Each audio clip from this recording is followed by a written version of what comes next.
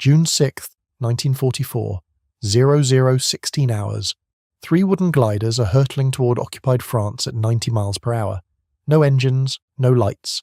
Just the wind screaming past plywood fuselages held together with glue.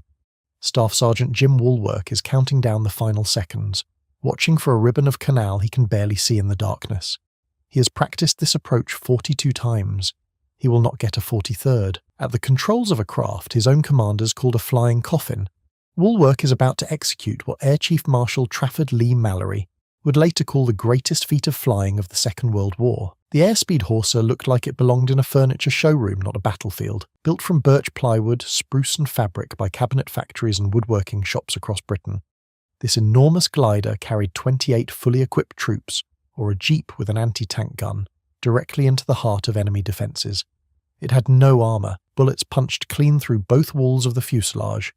Every landing was a controlled crash, and yet this eccentric wooden aircraft delivered the most precise airborne assault in military history, capturing Pegasus Bridge in roughly 10 minutes and securing the entire eastern flank of the Normandy invasion. The story of how Britain's furniture trade built an invasion fleet and how army NCOs flew those plywood boxes into legend begins with a single directive. On June 22, 1940, Winston Churchill ordered the War Office to investigate creating a corps of 5,000 parachute troops. The Germans had just demonstrated glider warfare's potential at Fort Eben-Emael in Belgium, where 85 men in 10 small gliders captured what was considered the strongest fortress in Europe. Churchill wanted that capability for Britain. By October 1940, Specification X-2640 called for a large assault glider capable of carrying 25 troops. Hessel Tiltman at Airspeed Limited took the project from drawing board to first flight in just 11 months. On September 12, 1941, the prototype flew for the first time, towed by an Armstrong Whitworth Whitley bomber. The specification demanded wood construction, and this apparent limitation became a stroke of logistics genius. By requiring birch plywood and spruce rather than strategic aluminium alloys, the Air Ministry ensured that furniture factories, piano makers, and woodworking shops across Britain could mass-produce components without diverting a single pound of metal from Spitfire or Lancaster production. The glider was designed in 30 sub-assemblies, each manufacturable by firms with no airfield. Parts were shipped to RAF maintenance units for final assembly. Harris Liebus, described as the world's largest furniture factory, was among the largest producers, with company records crediting them with over 2,700 horses. Total production across all manufacturers reached approximately 3,650 to 3,800 gliders, though precise figures vary between sources due to the distributed subassembly system. Designer Tiltman noted that it went from drawing board to air in 10 months, which was not too bad considering the drawings had to be made suitable for the furniture trade. The finished product was enormous. With an 88-foot wingspan and 67-foot length, the Horsa dwarfed its contemporaries. It carried 2 pilots and up to 28 fully equipped troops, or alternatively a jeep with a 6-pounder anti-tank gun and crew. Towed at up to 150 miles per hour by Halifax or Stirling heavy bombers, it glided at around 100 miles per hour after release. Landing speed with a full load was 75 to 80 miles per hour, and every landing was, in essence, a controlled crash. The men who flew these plywood boxes were unique in military history. The Glider Pilot Regiment, formally established by royal warrant on February 24, 1942, embodied what Colonel George Chatterton called the total soldier concept. Unlike American glider pilots who were expected to return to friendly lines after landing, British glider pilots picked up rifles and fought as infantry. They trained on all Allied weapons, all enemy weapons, and every piece of equipment carried by the troops they delivered. Their motto was, "Nothing is impossible." Their casualty rate would prove the highest of any British Army regiment. The Horsa's first combat mission showed exactly how badly glider operations could go wrong. On the night of November 19, 1942, 2 Horsas towed by Halifax bombers departed RAF Skitten in northern Scotland. They carried 34 Royal Engineers tasked with destroying the Norsk Hydro heavy water plant at Vemork, Norway, a facility feeding Germany's nuclear weapons program. Each glider carried 2 pilots and 15 sappers. A Norwegian SOE team waited on the frozen plateau with radar beacons to guide them in. Everything failed. Thick cloud, severe icing, and malfunctioning navigation equipment left both combinations blind over Norway's mountains. One Halifax flew directly into a mountainside. Its glider crashed nearby. The other Halifax's tow rope snapped from ice buildup. That glider crashed in a valley miles from its target. What followed was worse than the crashes themselves. Hitler's commando order of October 18, 1942, mandated execution of all captured special forces. The 14 survivors from one glider were shot by Gestapo firing squad the day after capture. Survivors from the other glider were poisoned or executed over the following weeks. 41 of 48 men died. Only the 7 crew of one Halifax returned to Scotland. Operation Freshman exposed critical limitations. Long-range towing over the North Sea proved suicidal in bad weather. Navigation systems were unreliable. Once a tow rope broke, pilots had 0 options. The lessons would take time to absorb. Sicily provided the next brutal education. On the night of July 9, 1943, Operation Ladbroke launched the first large-scale Allied glider operation. 144 gliders carried over 2,000 troops toward the Ponte Grande Bridge near Syracuse. The mission was to seize the bridge and hold it for 7 hours until relieved by seaborne forces. American tug pilots had virtually no glider towing experience. British glider pilots averaged just 4.5 hours on the unfamiliar Waco gliders, including only about 1 hour of night flying. Colonel Chatterton formally protested, believing his men were entirely unfit for any operation. He was overruled. Near gale winds and intense anti-aircraft fire panicked the inexperienced tug pilots. Many released gliders too early and too low. 65 gliders crashed into the Mediterranean Sea, drowning approximately 252 men. Only 12 of 144 gliders reached their designated landing zones. Churchill called it a very serious disaster, yet a fragment of the force achieved something extraordinary. One Horsa, released 6 miles out to sea, somehow made it to target. Roughly 30 men captured the Ponte Grande Bridge without suffering a single casualty. By dawn, just 87 men held it against an Italian battalion. They held for hours. The bridge was retaken within an hour of their ammunition running out. Syracuse fell that evening. The disaster generated a formal inquiry that reshaped Allied airborne doctrine. Future operations mandated higher release altitudes, pathfinder teams, experienced tug pilots, and improved navigation. Every lesson that made Pegasus Bridge possible was paid for in Sicilian blood. If you're finding this deep dive into British aviation history worthwhile, consider subscribing. It takes a second and helps the channel grow. Now, on to Normandy. Major General Richard Gale, commanding the 6th Airborne Division, needed the Caen Canal Bridge and Orne River Bridge captured intact before D-Day's seaborne landings. Both bridges were wired for demolition. Paratroopers would be scattered too widely. Only gliders could deliver concentrated force silently, directly onto the target. Major John Howard, a former police constable who had accepted demotion to join airborne forces, commanded D Company, 2nd Battalion Oxfordshire and Buckinghamshire Light Infantry. His force of 181 men loaded into 6 Horsas at RAF Tarrant Rushton on the evening of June 5, 1944. 3 gliders targeted each bridge. Staff Sergeant Jim Walwork had practiced the approach, codenamed Exercise Dead Stick, 42 times. The technique was brutally precise. Release at 6,000 feet over the Normandy coast. Immediately execute a steep dive to escape flak altitude. Then fly 2 stopwatch time turns on precise compass headings to align with the target. No instruments besides a compass and stopwatch. No engine.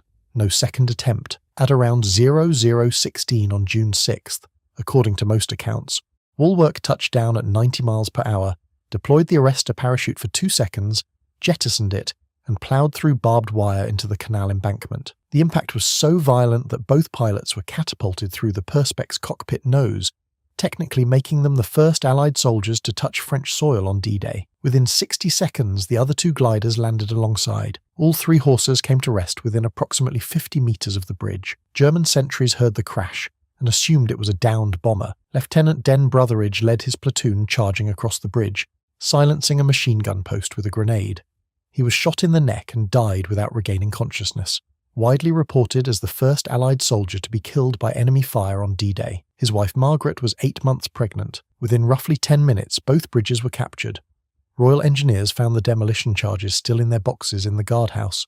Unset, Howard transmitted the code words ham and jam, meaning both bridges captured intact. The German commander nearest to the bridges, Colonel Hans von Luck of the 21st Panzer Division, could have counterattacked within 2 hours, but his tanks were part of the armoured reserve that required higher authorization to move.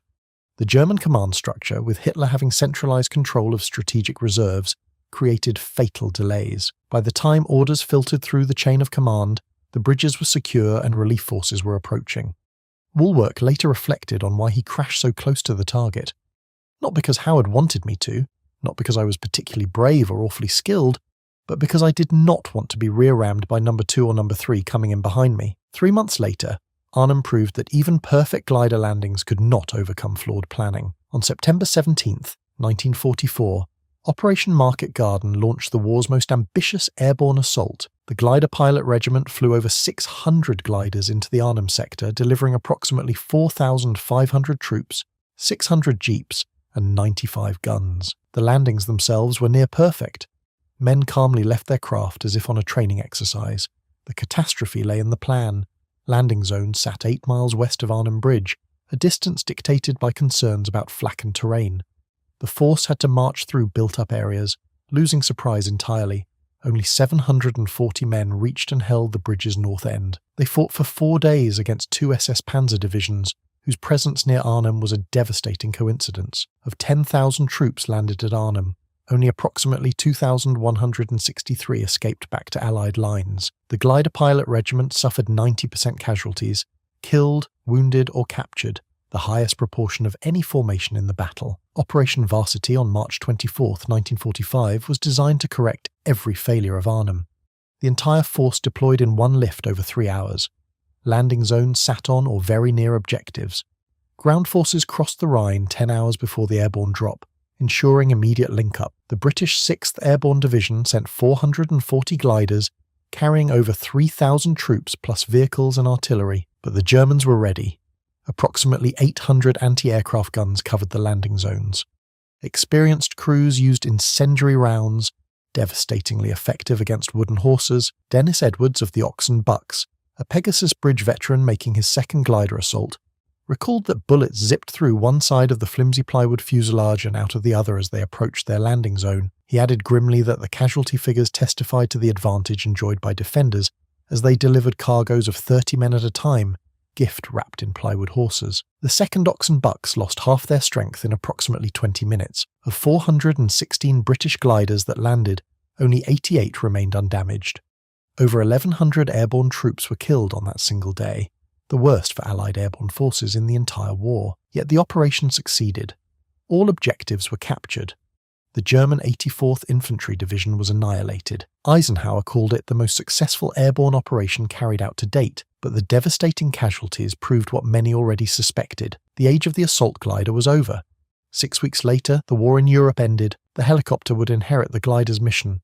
The Horsa's size gave British commanders a capability no other nation could match. The German DFS-230, used at Eben Emael, carried just 10 troops, 1/3 of the Horsa's payload. The American CG-40 Waco carried 15 troops, including crew, roughly half the Horsa's capacity. A British commander could land a complete platoon in a single glider, organised, equipped, and ready to fight within seconds of stopping. At Pegasus Bridge, 3 Horsas delivered nearly 90 men within a minute of each other, directly adjacent to the objective. Achieving the same concentration with Wacos would have required 6 gliders, with the German gliders 9. Field Marshal Rommel understood the threat. He ordered the planting of over 1 million anti-glider poles across French fields, tree trunks 4 to 5 meters tall, every third one topped with a mine. French farmers forced to plant them deliberately buried them shallowly, so they would topple on impact. The most telling German reaction came from Colonel von Luck himself. His post-war friendship with Howard and Woolwork, touring together to lecture about their opposing experiences at the bridges, became one of the war's most remarkable reconciliations. The Horsa's story is one of calculated expendability producing extraordinary results. Every airframe was designed for a single flight, a one-way trip into enemy territory, after which most were abandoned or scrapped where they landed. The men who flew them knew the arithmetic. High casualty rates were anticipated and accepted as part of airborne planning. Jim Woolwork flew gliders into Sicily, where he missed his target by 56 miles, Normandy, where he landed within 47 yards, Arnhem and the Rhine crossing surviving all 4. He was one of very few to do so. The glider pilot regiment suffered the highest death rate in training of any unit in the war, and ultimately accrued the highest casualty rate per head of any British Army regiment. 550 pilots killed across all operations. The regiment was disbanded in 1957, its mission absorbed by helicopters. The Horsa did not win the war, but it solved a problem no other weapon could, delivering concentrated, heavily armed infantry in silence at night to precise locations that powered aircraft could not reach, and parachute drops could not guarantee. From the frozen mountains of Norway to the Rhine's far bank, nearly 4,000 plywood gliders carried the sharp edge of British airborne capability. The River Orne Bridge was renamed Horsa Bridge after the war, a permanent monument to the wooden aircraft that the furniture trade built and the bravest pilots in the British Army flew into history. They called it a flying coffin. They were not entirely wrong, but inside those coffins, men like Woolwork and Howard achieved what no one believed possible. The eccentric British glider, dismissed as too wooden, too fragile, too large, proved that sometimes the strangest weapon is exactly the right one.